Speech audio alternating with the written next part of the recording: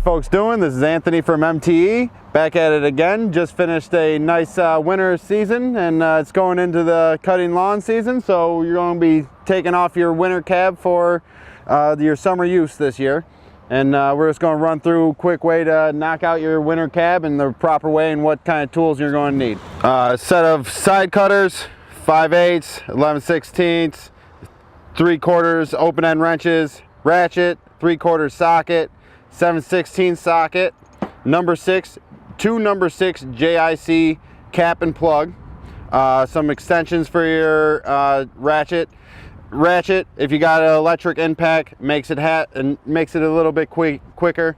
Over here we have a clean bucket to catch your coolant in, because if you got good coolant you can reuse it, so you want to have a nice clean bucket. A step stool to get accessory to the top of your cab to take your top cab off, because that's where your lift points are, and a chain to lift your cab off. You're gonna probably going to need a chain hoist, a come along, be in your pole barn, so you can lift off under a decent sized tree that is a healthy tree that you know that the limbs aren't going to pop off. Stuff like that is what you're going to end up needing to do the job. I like to remove doors and the one window. So I remove the door and one window. You come up here, take a little pressure off the cab, off the door. You pop this cab over, this little notch over, slide it out, and it pops off its ball. And then just make sure you slide that pin clip back into this little hole right here, rotate it up into that, then you're never gonna lose it. Brings over here, you hinge your door all the way back until you see this little notch in the cab here. It gives you enough breathing room to be able to slide the cab door up and out. And you bring it and you sit it down somewhere safe, like right here on this pallet. All right, then move the ladder out of the way real quick, hop in here, grab the latch for your side window, undo it like that.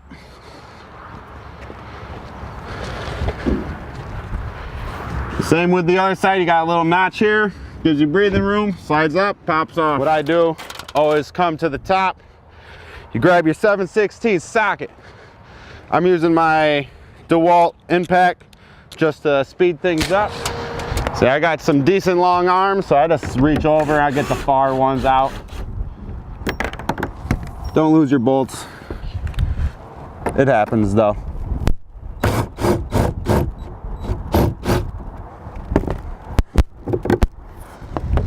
If you have any accessories on the top of the cab, like the mirrors that we have on this, you'll want to fold your mirrors in. Your back light in the back here, you want to fold that down just to make sure it's not in the way. You just pop the cab off, you know, and you walk down all nice and safe. Set that off to the side. Fold this down, bring it down around the way, take your mirrors, push those in. Then we slide down here. Now, if you're using salt spreaders, snow removal, there's going to be rust buildup. Any kind of penetrating oil around, these are your coolant lines to your heater core upstairs, up top. And that's why you got to have your coolant. You just hit it with some penetrating oil before you do it. I've done that earlier, so they should be good. This is where you're going to need your 3/4 and your 11/16 and your JIC plugs. Another thing you want to know is if you're running your machine, before you crack these lines, let your machine come down to full cool temperature, because this will be hot if you don't. Most caps and plugs have a smaller diameter to the hex head, but you want to make sure the hose that is coming from your engine this cap, this is actually the plug.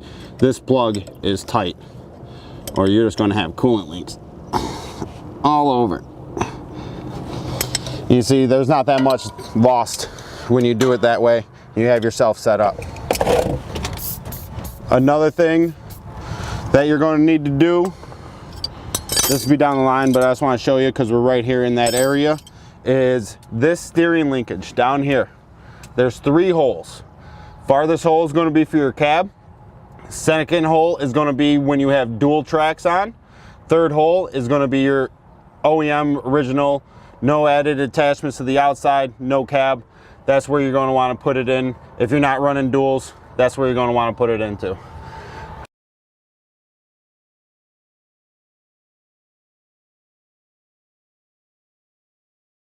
Then come in, you gotta get your baffles out. They're connected here. There's usually these bungee springs right here that hold the baffles in. Well, you just take those, you can just sling them back out of the way, or completely just velcro them. This is going to be one of your mounts right here. That's 1 out of the 4. Yep, right down here. There's one. The same pillow block over here is another mounting. Down there's another mount. This is going to be your main power source to your cab. This needs to be removed to remove the cab because you can't really remove it while you're still hooked up. All right, and you also don't want to remove the back here. This is all just velcroed or snap pinned on. Allen wrench, 5/30 seconds. These are going to be rusty.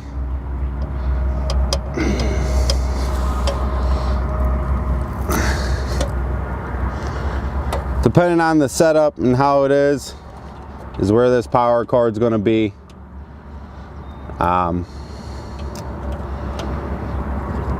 If you're doing this on your own and you purchase this and you're planning on taking off your cab, the cab, when it gets shipped to your dealer or even our dealer, has mounting brackets that are on the pallet that it comes with. When you're dealing with your salesman and you're telling them that you're going to be taking this cab on and off, ask them for the pallet and the brackets.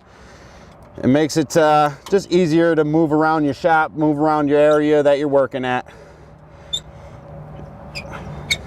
Or, you know, even you can use a normal one if you don't have one. It doesn't really matter. It doesn't hurt nothing. All right, then we'll slide back inside here. The cab. Another reason why I like taking the doors and windows off is you can access it easily in and out, in and out. You gotta route this up and out like that. Just a little bit of wiggles. You don't want to get too rough, you know, it is electric. There's your power source.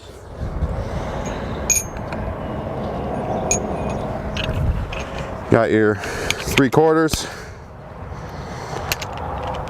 Honestly, I don't need the extension on this yet. We'll knock this mount out right here.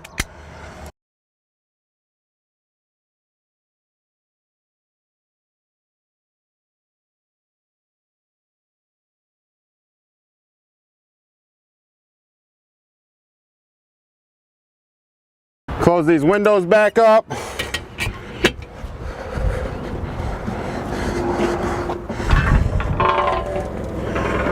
We use a fork truck around here with our handy dandy warehouse man here, Mason. There's 2 main hooks right here, eyelets. Come on in.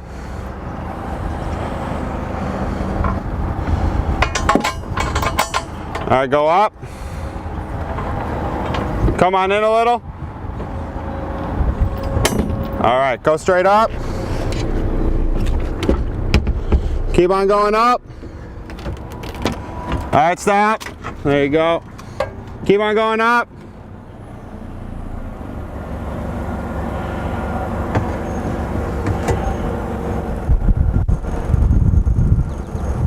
All right. Then You hop up in your unit, kick her over.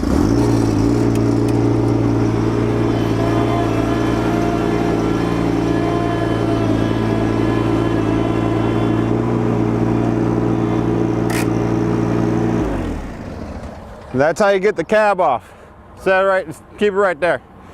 Another thing I like to do for just storage purpose, because it sits nicer on a pallet, is your two main support brackets that are right here for the front of your cab. They're 7/16. Romp them out.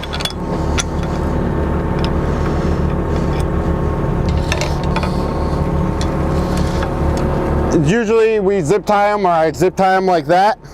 Then you do the same to the other side, and you take that piece of glass that's right here. You take this piece of glass out, and you sit it right down on a pallet. That's how you do it. Made it just in time before it started raining. It's going to be a lovely summer. Get out there and do some work, folks.